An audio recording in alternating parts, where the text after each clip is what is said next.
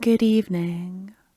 My name is Salud, and tonight I have written another adventure for you. You were a soldier in life and now serve as a bodyguard for the Empress's necromancer who adores you. She raised you weeks ago, and now the two of you are exploring in the mountains, looking for something important.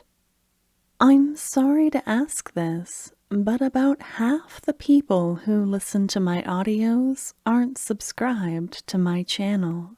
Would you please consider sharing your time with me again by subscribing and ringing the bell? Thank you. Let's begin. You hear the crunch of the snow under your boots as you walk.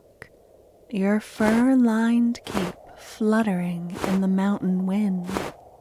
Watching the snowflakes swirl around you and the bright white landscape reminds you of what it felt like to be cold long ago when you were alive. Now you can appreciate the beauty of it. The way the world looks clean and hushed with blankets of snow covering it. Beside you, your necromancer shivers. Her black robes make her look like a shadow, wrapped around her and waving in the wind with her dark hair. Reaching out, you pull her closer, shielding her from the elements. Ah, thank you. I knew that fur-lined cape was worth every coin, even if you don't get cold. At the time, I justified it by saying it made you look dashing, but now, yes, just let me press my cheek against it. This is perfect. What's that? You could carry me.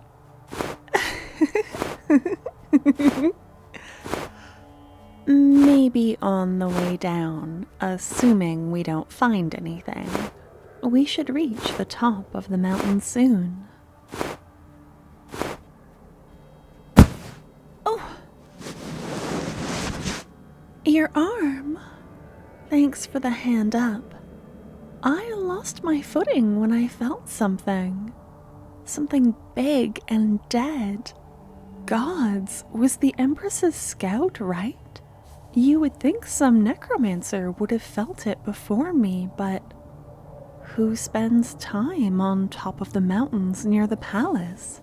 Only a handful of royal scouts have ever been up here. There really could be a dead dragon. Come on, we have to walk faster. Will you hold my hand? So I don't fall again. I am getting the biggest cup of hot chocolate after this. Hey, do you see that? Just cresting on the top of the mountain. That's a bone. Look at the point on it. And it's about the size of a guard's shield. What does it look like to you, with the pointed tip? Yeah, I think we're at the end of the tail. Is that a burn mark? Parts of it look black. Gods, it's large enough to be a pathway. The whole spine. I suppose the only thing to do is follow it. At the necromancy school, we're taught never to walk over the dead. It's impolite at a cemetery. But this is enormous. I think we'll have to make an exception. Can you help me up? Oh, thank you. And we're walking along a giant dragon spine. How come you're always so sure-footed? Thank you, by the way. It wasn't easy leaving the Empress. But I really want to explore these ruins I've been reading about. Yes, I know I've been up late reading. Thank you for coming to check in on me, by the way. What? Am I looking for another soldier to raise at the ruins? Raise another bodyguard? Goodness, no. Hey. Look at me. You are so precious to me, darling. I keep you close to my heart. I don't need another bodyguard, another risen. You're all that I require. Darling, you don't just keep me safe. You make me feel safe. Every time I see you, it's like I let out a breath and my heart slows. I become relaxed. Just because you're near. And if you died in my service, I would raise you again and again, as often as you would reach for me and take my hand, like you did the first time. Does that reassure you?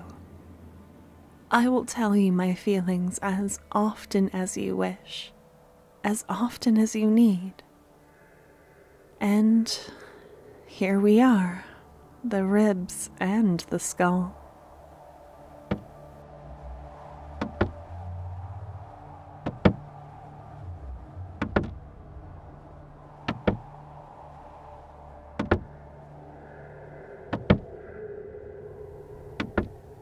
There's an old necromancer saying, hearts are wild things, which is why they must be kept in cages.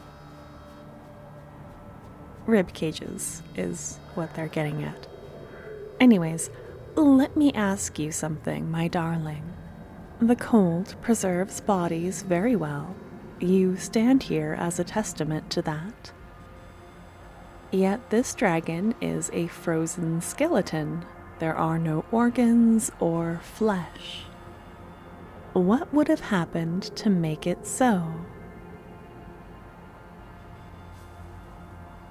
That's a good guess. I think our dragon friend was burned and perished from it, probably in a fight with another dragon. Can I raise it?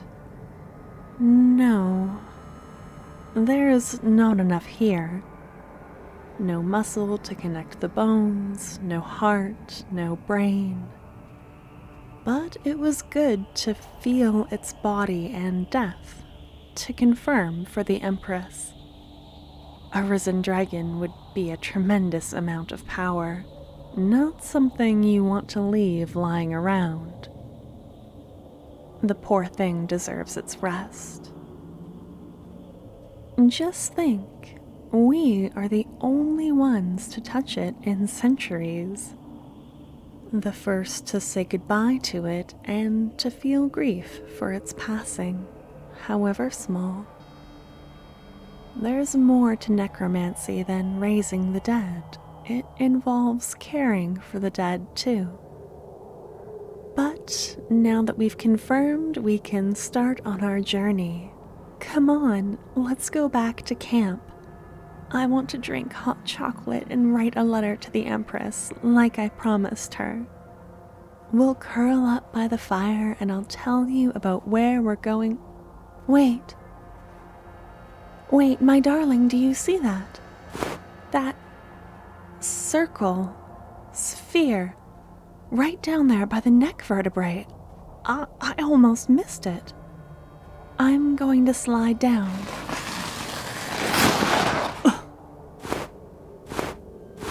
Help me brush off the snow, please.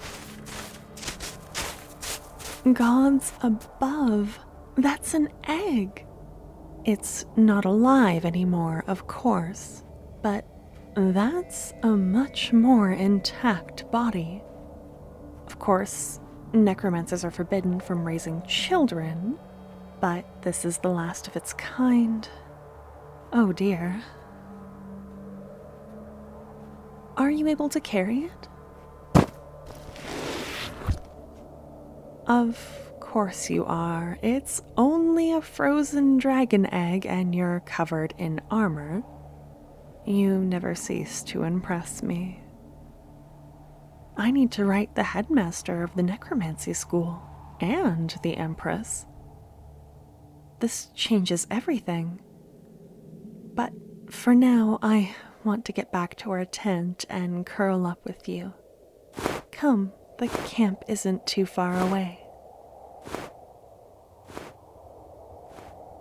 The end. Thank you for listening to my story and for giving me a reason to write it. If you liked this video, please hit the like button and subscribe so you can be notified when I've written another adventure for you. I appreciate you sharing your time with me, but if you're hearing me now, I'm sorry you're still awake. Do you think another story would help? I'll leave 2 linked afterwards that I think you might enjoy. Until next time, please rest well. Good night.